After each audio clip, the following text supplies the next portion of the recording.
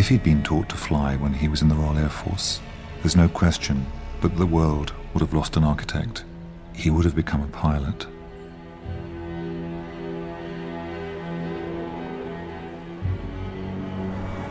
Ascending a building like the Eiffel Tower changed the way a lot of people saw the world. They literally saw it in another perspective, and that's reflected in the paintings.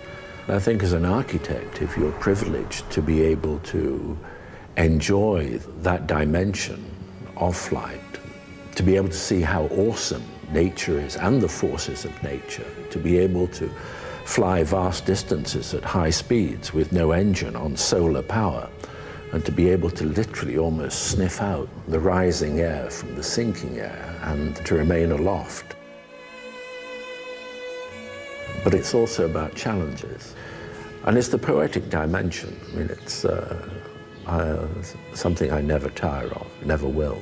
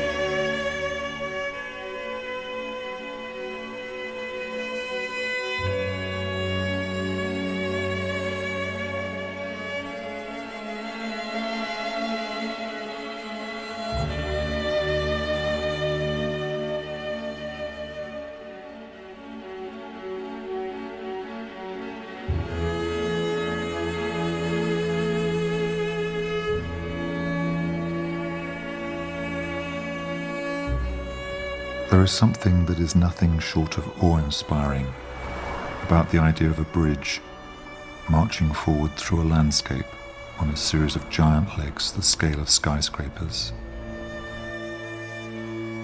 It even wiggles as you're driving across, so you can see how spectacular it looks. We'd forgotten that useful things could be this beautiful.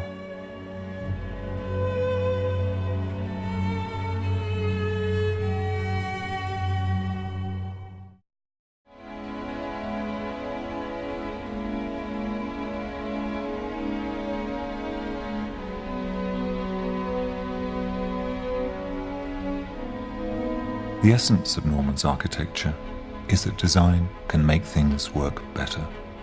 And it's a very optimistic belief. Architecture can make your life feel better. On a small scale, it transformed his adolescent bedroom in the suburbs of Manchester. Later, it could take him away from that narrow world and make almost anything possible.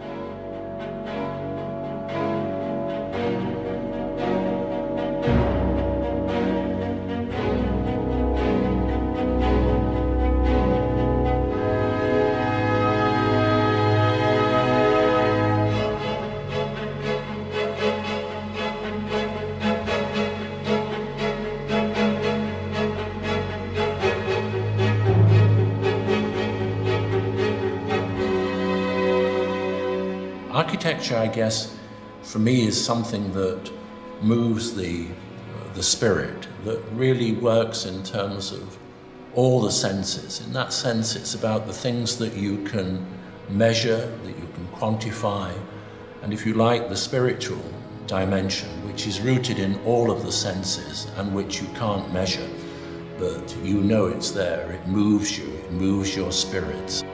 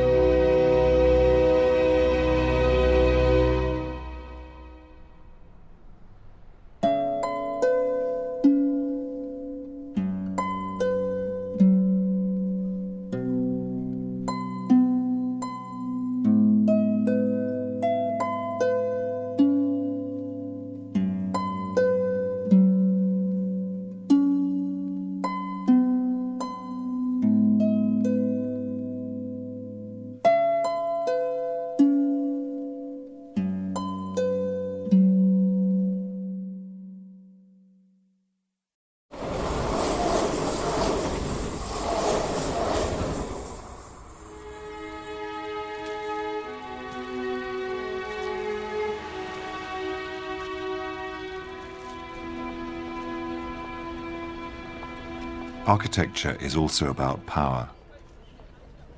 It creates the landmarks that cultures of very different kinds have used throughout history to express who and what they are.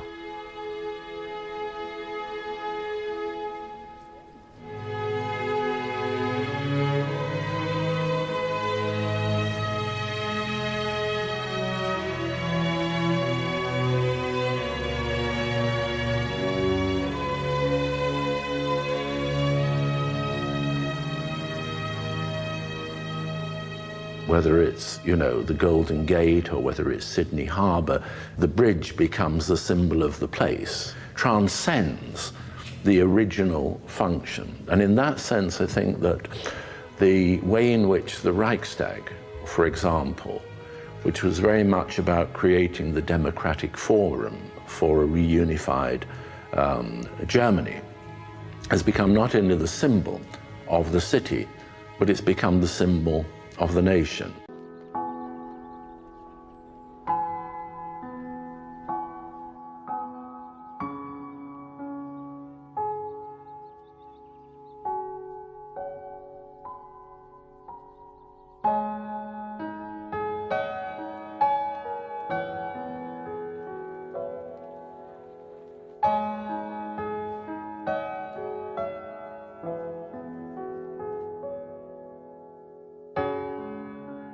Foster's original proposal for the Reichstag was a much larger structure.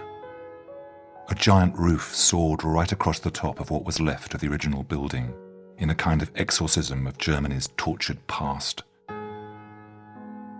It was too expensive, and he was asked for something smaller and a lot cheaper. There was also a demand for a symbolic memory of the dome that had been destroyed by the war.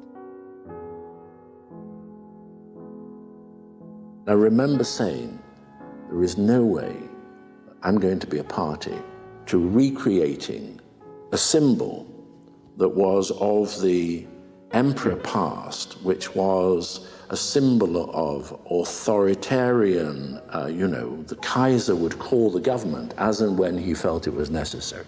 And instead what we proposed was something that would work with the ecology of the building, would work with the winds, would scoop air, would actually draw sun in, would have a shade, and would also celebrate a kind of processional route to the summit for the many visitors who would come to the cupola.